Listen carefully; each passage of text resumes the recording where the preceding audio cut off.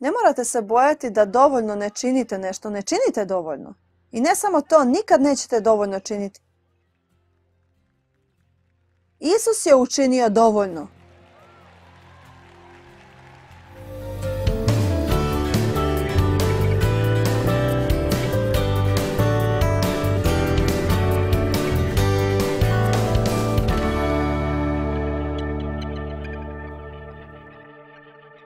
Proveli smo anketu u našem uredu i pitali smo, željeli smo znati neke stvari koje bi ljudi voljeli čuti na predavanju. Pa sam rekla, što bi bilo nešto od glavnih stvari koje biste htjeli čuti? Ovo je bilo prije nekoliko godina, jako zanimljivo. Mislim da je bilo mnogo zanimljivih stvari. Jedna od stvari koju su više ljudi rekli da želim znati kada radim dovoljno. Mislim da to je stvarno zanimljivo. Kada dovoljno molim, kada dovoljno čitam pismo, kada radim dovoljno dobrih djela, kada sam dovoljna, bojim se da ne radim dovoljno. Bilo je ko od vas prolazi kroz to? Uvijek razmišljajući ili imate ovaj nejasni strah, ili imate ovog malog vraga koji sjedi na ramenima, pa šta ću učiniti, šta ću učiniti, šta ću učiniti, šta ću učiniti, šta ću učiniti? I baca nas u rad u tijelu način. Znate, morate se moliti dok ne završite. Nemojte se moliti prema satu.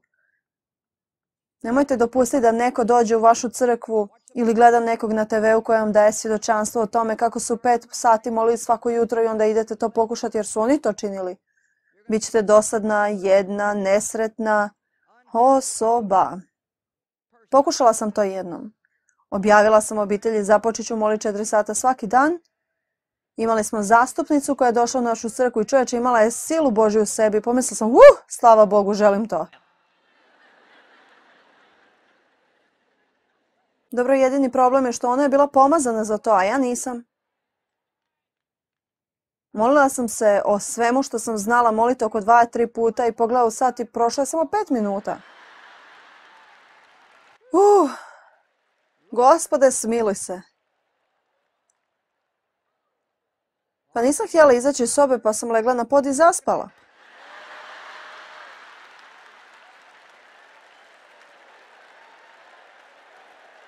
Zovem to molitveni drijemac. Znate kada idete moliti i zaspete, ono što ja zovem molitveni drijemac. Znate kad malo se probudiš, Gospode, volim te, hvala ti Isuse. Da, imam molitvene drijepce s vremena na vrijeme.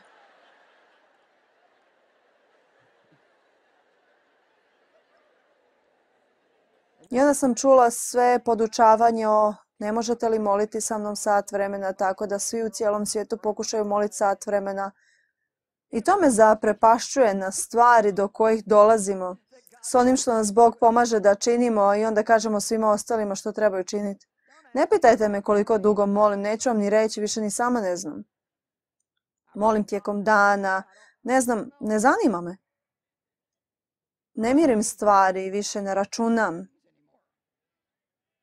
Učinila sam toliko toga. Počela sam čitati Bibliju tijekom jednogodišnjeg programa gdje ste morali čitati 6 poglavlja dnevno. 2 u poslovicama, 2 u psalma, 1 u starom, 1 u novom. Zaboravila sam što je formula. I činila sam dobro nekoliko dana, čak sam i označavala na mom kalendaru, imamo kalendar i dajete oznake. Tijelo voli oznake. Mislim, samo smo uzbuđeni zbog oznaka. Stavila sam kalendar na hladnjak i razlog zašto sam ga tamo stavila, govorim vam istinu. Nisam baš znala sve ove stvari. Zašto? Nisam znala biti iskrena sa sobom, ali stavila sam tamo da bi svi vidjeli što radim. Sve dok sam imala svoje oznake, svaki put bi došla do hladnjaka i tijelo bi mi naraslo.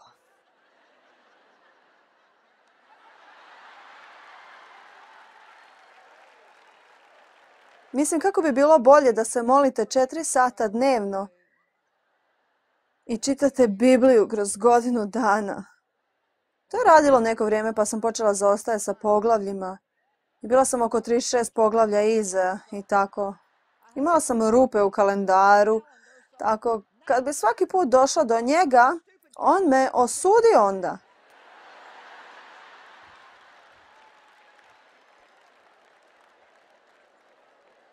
Mislim da je trebalo više godina da bi prešla preko ovoga i na kraju Bog je rekao, hoćeš li prestati računati sve što radiš? David je brojao ljude kako bi se mogao dobro osjećati i pustiti prokletstvo u logor. Mogla bi poraziti neprijatelje, pogledaj moje ljude.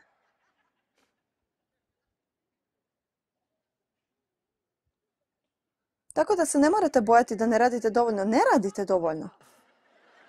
I ne samo to, nikad nećete raditi dovoljno. Isus je dovoljan.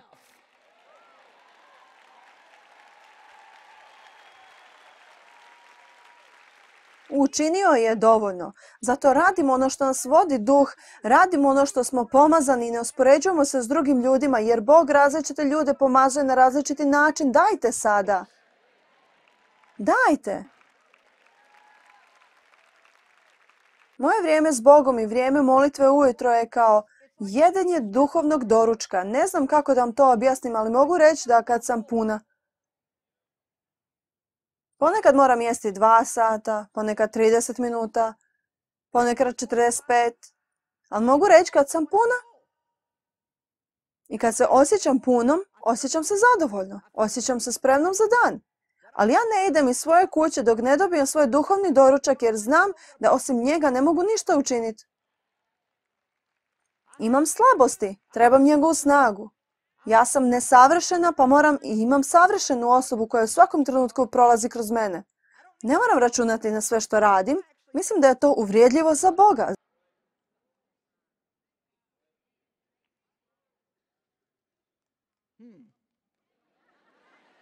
Znate što? Zato što se dobro osjećate prema sebi ako puno radite.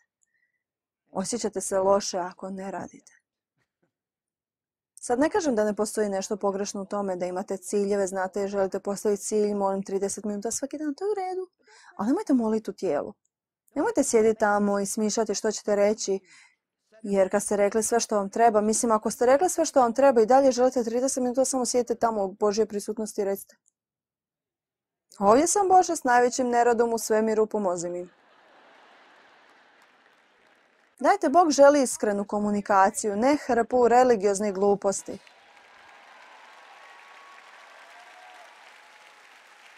Isus nije umro da bi svi mogli imati religiju, umro je kako bismo imali intimni, osobni, prijateljski odnos s njim.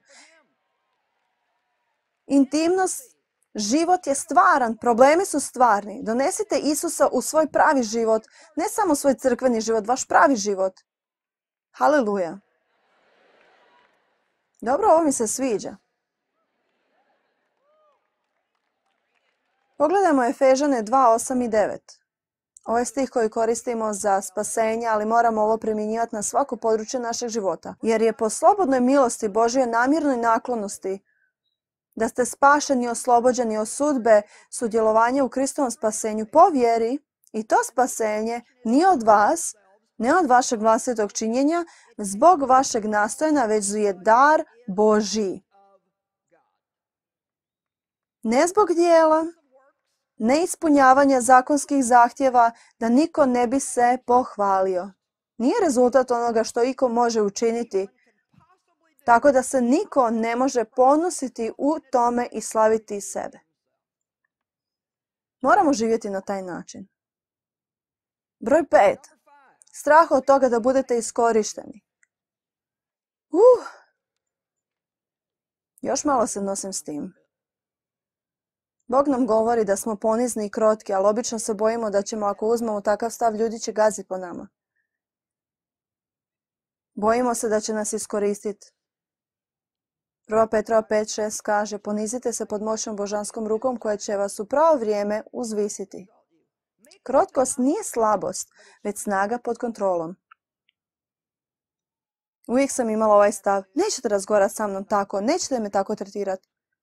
Nisam znala čekati na Boga da bude moj opravdatelj. Htjela sam se pobrinuti da sam se zauzela za sebe jer sam bila zlostavljena u životu i sama sam napravila obećanje za sebe da me niko neće gurati. Znate, kada napravite takve unutarnje zavjete, ponekad imate teško vrijeme u odnosima. Morate paziti na tako razmišljanje. Bojim se vjerovati ljudima, ne možete nikom pouzdati se. To uopće nije istina. Reću vam ovo. Ne morate se bojati ljudi da vas pokušaju iskoristiti. Neki hoće. Ne morate se bojati toga uopće.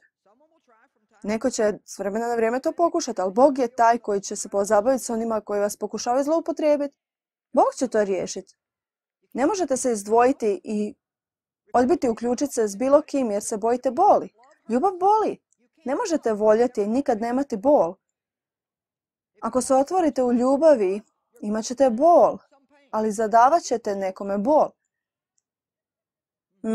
Halo? Hvala na vašem ohrabrenju. 2. Timoteju 4:14. Želim da večeras predate neke stvari Bogu. Samo ih prebacite. Aleksandar Kovač napravio veliku nepravdu. Gospodar će mu vratiti za svoje postupke. Čovječe, volim taj stav. Čovječe, ovaj čovjek me iskorištavao i zlostavljao me. Znate, Bog je govorio o mom mužu i rekao je nešto što je pomoglo u mnogim situacijama našeg života. Rekao je, niko ne može ukrasti od vas ako vjerujete meni. Jer ono što uzmu od vas, ako ste osoba integriteta, što god oni uzmu od vas, ako to trebam da vas provedem i kroz 1000 ljudi, uzet ću od njih i vratiti vama. I tako, Dave i ja se više ne ljutimo. Znate, ako imamo neku popravku i oni to nisu učinili pravilno i ne žele se vratiti i popraviti, mislim, činimo ono što možemo da budemo agresivni kako bi pokušali navesti da odgovore na odgovornost da poprave. Ali ako to ne žele, samo kažem, pa nećemo se uzrujati. Predat ćemo to Bogu. Ne mogu ukrasti od nas. Bože, vjerujemo ti da će nam to vratiti. Želim vas potaknuti da počnete to raditi. Ljudi ne mogu ukrasti od vas ako ne budete imali takav stav. Možete reći, Bože, ne mogu ukrasti od mene jer ti ćeš oduzeti im to i vratiti mi na jedan ili drugi način. Ti si zadužen za moje suđenje. Platit ćeš mi nazad. Inače, cijelo vrijeme ludite okolo jer ljudi se ne ponašaju prema vama. Ljudi u svijetu neće uvijek dobro postupati. Pogotovo ne u svijetu kakav je danas. Postoji više ljudi koji se ne drže svoje riječi, mislim, nego ljudi koji to rade. A to je teško i izazovno. Imala sam ljude koje nikad ne bi pomislila da bi napravili određene stvari. Radili su stvari koje su me ostavile zatečenom. Prva stvar koja se pojavljuje u vašem umu i također i kod mene, jednostavno ne možete vjerovati nikome. I druga stvar koju kažem odmah je isto loša, neću to učiniti jer je pogrešno da stavim na druge ljude. Postoje dobri ljudi, postoje veliki ljudi, prekrasni ljudi koji čuvaju svoju riječ da im možete vjerovati. Ne dopustite da vam đavo laže i stavlja vas u strah da će vas svi iskoristiti.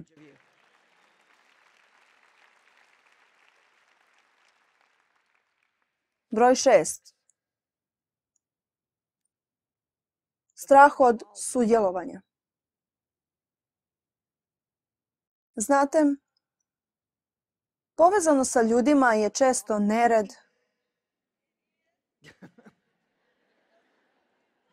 i nekad razočarenje. Posao je biti povezan sa ljudima. To znači raditi na pitanjima koje se javljaju zbog naših razlika, naših nedostataka. Ponekad to postaje toliko posla da samo se osjećamo kao da ne bismo trebali se suočiti s tim. Hvala, sam ću to učiniti. To znači sukob i mi, većina nas radije to ne bi učinila. Ne želimo se sukobiti s nečim. Ne volimo delegirati stvari drugima tako da radimo do iznemoglosti, te izgorimo i završimo sa mrmljanjem, gunđanjem i žaljenjem, jer sve što radimo je stalno radimo. I ništa drugo nećemo prenijeti jer ne želimo da se suočimo sa njihovim slabostima.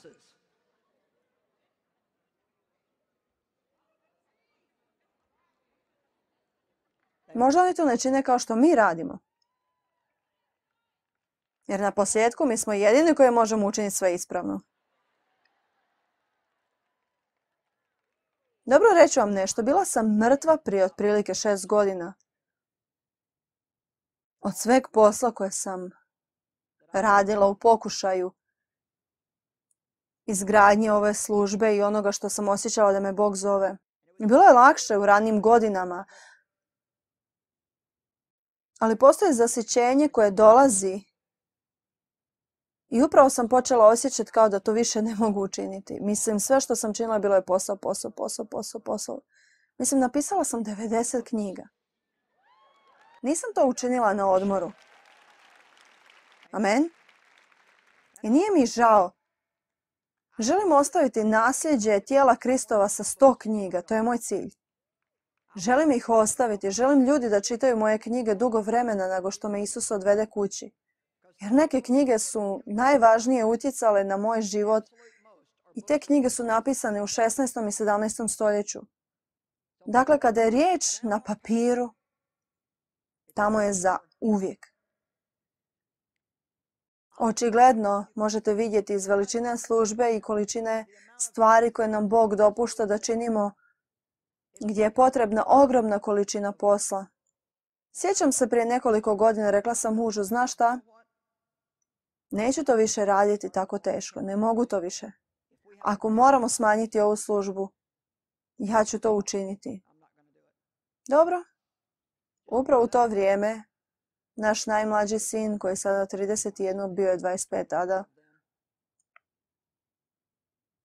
vratio se, radi za nas, radio je neko vrijeme, onda je radio neke druge stvari i opet se vratio, radi za nas.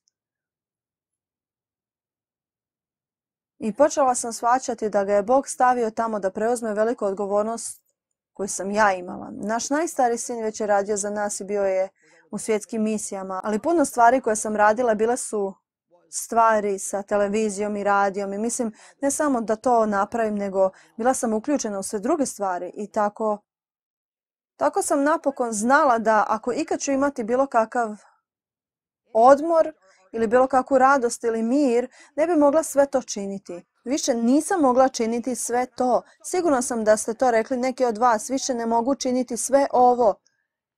Jel neko to rekao? Više ne mogu činiti sve ovo. Dobro, pretvorila sam sve ovo samo... Devi, ja, ako ikad se uključimo u vođenje ureda više, mislim, znamo što se događa, uključimo se kada trebamo, ostajemo na vrhu, ali kada dajemo onome što zapravo sam pozvana, mnogo toga mogu učiniti, ali nisam pozvana učiniti sve ove stvari. I samo zato što možeš učiniti nešto ne znači da to trebaš raditi. I samo zato što ste učinili određeni broj godina ne znači da trebate i sada to raditi. Postoje sezone u našim životima i trebamo pretvoriti stvari na sljedeću generaciju. Sve što oni rade nije ono što sam ja učinila. Ponekad vidim neke omotice nekih albuma naših CD-a i mislim, pa meni se to ne sviđa. Ali znate što? To nije dovoljno važno da bi vratila natrag. I tu se stvari događaju. Znate, tu i tamo, da budem iskrena, više ne dajem toliko pozornosti jer krajnji rezultat je super. Božji blagoslov, služba je raste, ljudi si pomažu i ne mora mi se sve sviđati. I ne mora se vama sve sviđati.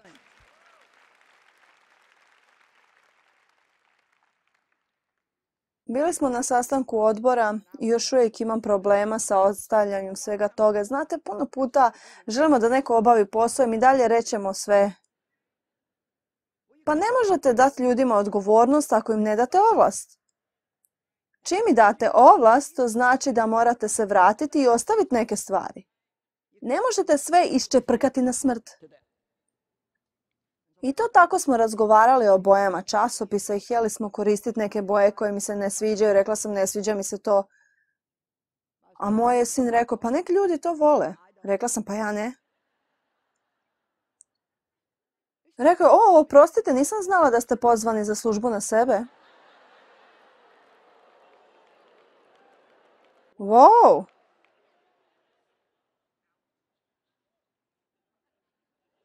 Jer sam zapravo rekla, ako mi se to ne sviđa, ne ide u tisak. Oprostite, nisam znala da ste pozvani da služite sebi. Znate što? Trebala sam to i on je jedini koji je prošao s tim što je to rekao. I bio je apsolutno u pravu. Nisam morala sve voljeti. Nisu svi kao ja. Neće svako učiniti kako ti radiš, ali možete poludjeti ili dobiti pomoć.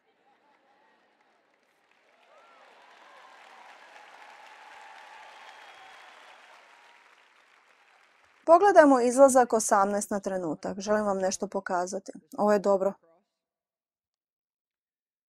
Kada je Mojsijev tast vidio sve što radi za ljude, rekao je, što to radiš za ljude? Zašto sjediš sam? Ne bi bilo drugačije ako te pogledam i kažem, zašto sve radiš sam? A svi ljudi su stajali s njim od jutra do večeri. Mojsije reče svom tastu, jer ljudi dolaze k meni da se posavjetuju s Bogom. Sigurno, svi žele da se posavjetuju. Svi žele razgovarati sa mnom na telefon, svi žele da radimo ovo, svi žele ovo. To je kao, pa dobro, ne mogu i neću. I svi u vašoj obitelji, svi vaši prijatelji, svi vaši ljudi mogu se naviknuti da sve vi radite i oni kažu, pa znaš, pa ti to dobro činiš, pa ovo, pa ono. Pogledajte Mojsija. Kada dođe do spora, dođu do mene i sudim između čovjeka i njegovog susjeda, upućujem ih da poznavaju Božje upute i njegove zakone. Znate, puno puta mi smo takvi, dobro, svi dolaze kod mene, svi dolaze, osjećam se dobro kad svi dolaze. Rekao je Mojsijev, ta stvar koju radiš nije dobra. Sad pogledamo sljedeću stvar. Zasigurno ćete istrošiti sebe i ove ljude sa sobom. I evo što se događa. Vjerujem da Bog okružuje svaku osobu sa ljudima koji im trebaju kako bi im pomogli da čine ono što je Bog pozvao. Sada vjerujem to. Mogu vam reći sve stvari koje se događaju kroz naše službe, mislim iskreno, osim propovijedanja, pisanja, podučavanja i molitve, imam vrlo malo veze sa tim stvarima. Zato što mi je Bog poslao ljude koji bi činili dio koji ja ne mogu sama, ali i u obitelji Bog vam daje sve što vam treba. Neke od vas, dama, radite sve. Ali možete dati svom mužu neke stvari. Ako to učinite, morate dati i ovlast. Čovječe, sve moram sama obaviti, sav posao ovdje. Pa nemamo vremena za sve to, zar ne? Koliko od vas se radujete što ne morate ići negdje?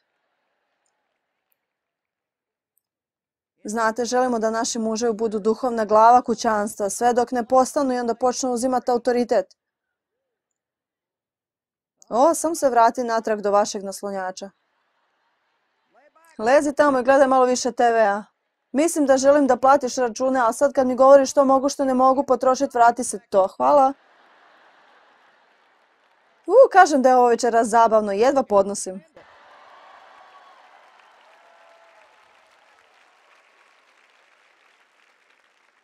Amen. Imate neku djecu koje mogu raditi neke stvari, ali to ne čine kao i ti. Da. Mojsijev tas je rekao mudru stvar, izmorit ćeš sebe i te ljude. Znate li što se događa ljudima kada Bog postavi nekog, recimo u crkvi ili korporaciji, osobu koja je darovita za određene stvari, niko to ne koristi? Osjećaju se nezadovoljni, nesretni, počnu mrmljati, žaliti se i nalaziti krivicu u svemu. Jer Bog nas nije stvorio zbog dosade. Ne postoji ništa gore da sjedite natrag i gledate nekog da pokušava nešto učiniti što nisu baš dobri kao i ti, ali neće vama dopustiti. Zbog straha da biste mogli ukrasti malo njihove slave ili ne činiti nešto točno kako bi oni htjeli.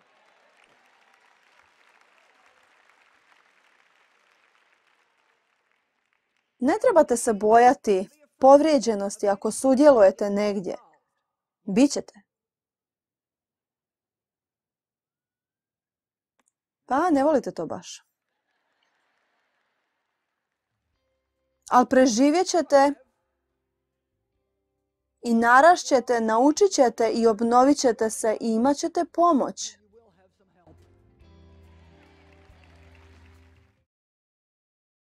Strah apsolutno ne mora vladati vašim životom. Možete se suočiti s njim, osvojiti ga i naći slobodu u Kristu da učinite ono što vas je Bog pozvao da činite.